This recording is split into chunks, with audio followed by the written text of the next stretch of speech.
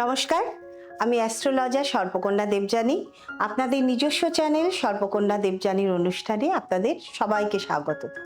আজকে বলবো চৈত্র মাসে যাদের জন্ম, এই যে চৈত্র মাস মীন রাশিতে তাদের রবি থাকে। আগামী 29শে মার্চ থেকে 2028 বা অক্টোবর পর্যন্ত এই মীন রাশিতে শনি থাকবে। 29শে মার্চ শনি সঞ্চার করছে। এই যে 3টে বছর শনি থাকবে এবং চৈত্র মাসে জন্ম ব্যক্তিদের, নারী পুরুষ উভয়ের শনি রবির একটা কার্মিক যোগ তৈরি হচ্ছে।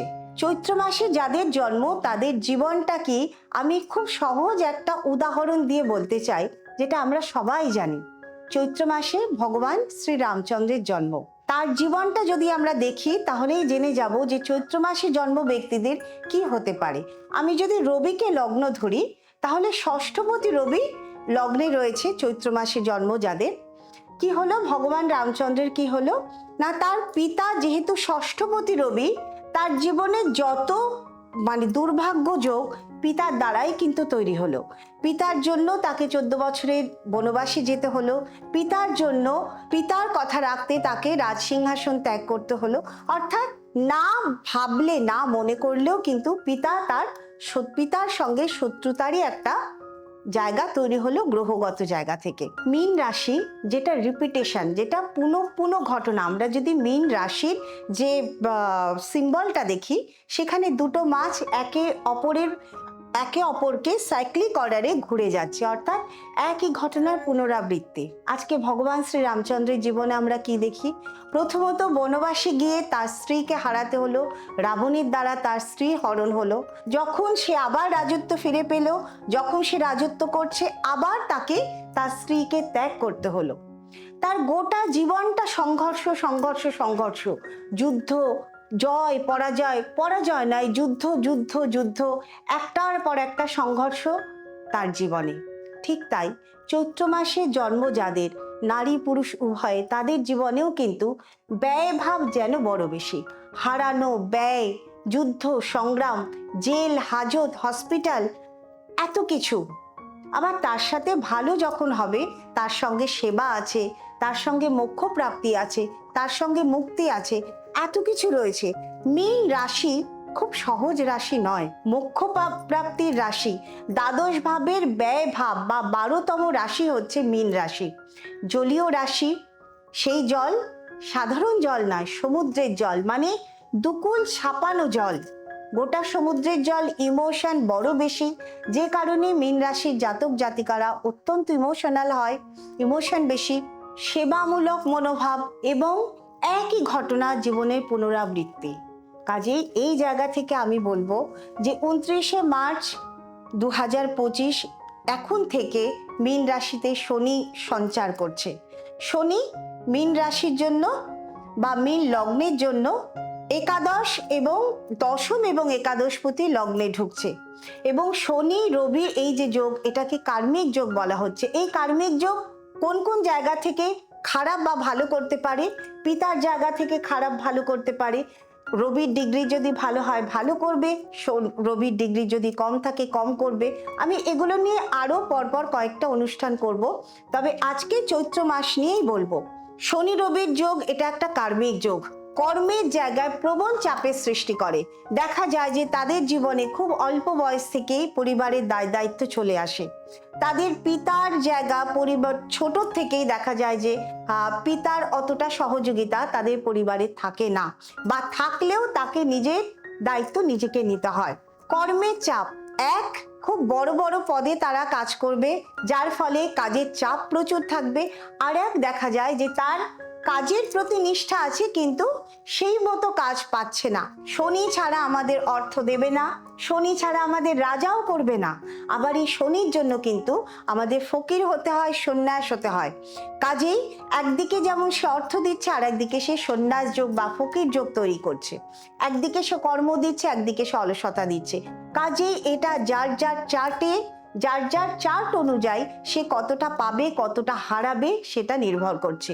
মীন রাশির যে অধিপতি গ্রহ বৃহস্পতি, সে আকাশ তত্ত্বের গ্রহ, স্পেস এলিমেন্ট, মহাকাশ গবেষণা বা মহাকাশের যে কোনো কাজকর্ম, রবি, শনি, রবি, বৃহস্পতি একদিকে কিন্তু মিলছে, অর্থাৎ যে কাজগুলো হবে সেটা কিন্তু খুব বড় বড় কাজ হবে।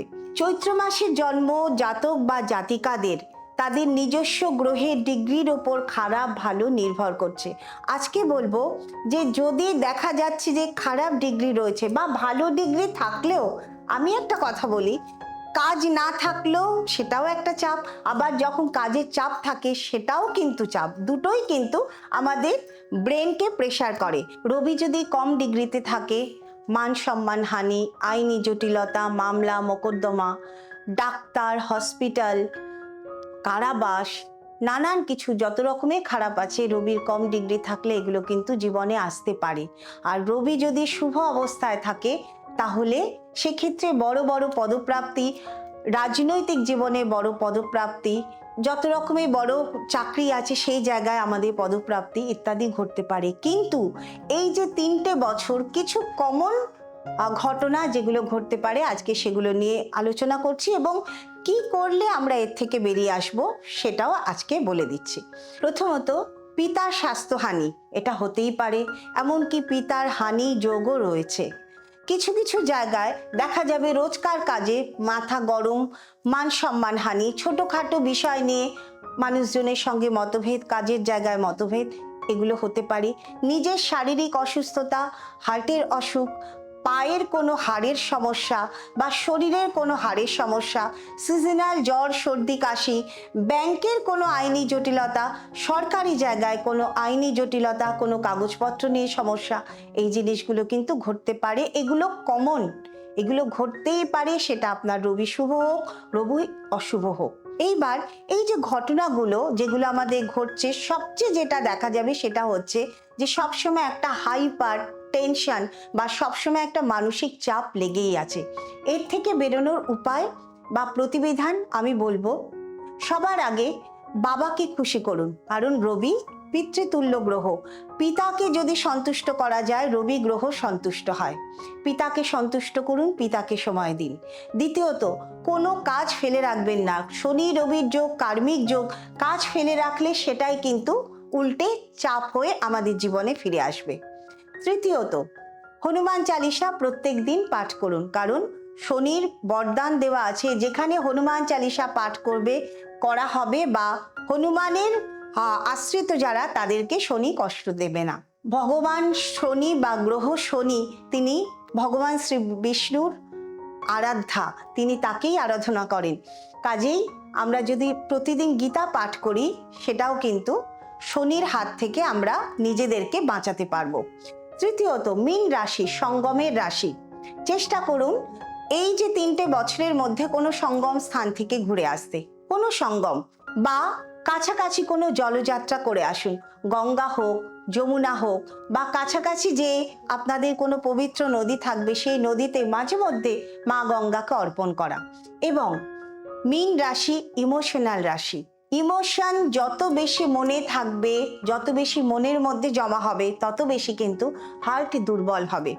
নিজের শরীরকে যদি সুস্থ রাখতে হয়, নিজের আয়ুকে যদি বৃদ্ধি করতে হয়, আমি বলবো যে এই যে ইমোশন বা অভিমান, এগুলোকে সরিয়ে ফেলতে হবে। যতটা সম্ভব মানুষের সঙ্গে পরিষ্কার কথাবার্তা বলে এই নিজেকে হালকা করে দেওয়া। সবাই ভালো থাকবেন। যদি অনুষ্ঠান ভালো লাগে নিশ্চয়ই অনুষ্ঠানটিকে লাইক দেবেন, শেয়ার করবেন, যাতে এরকম অনুষ্ঠান আমি আরো করতে পারি, আপনাদের সামনে আমি আরো আসতে পারি। নমস্কার।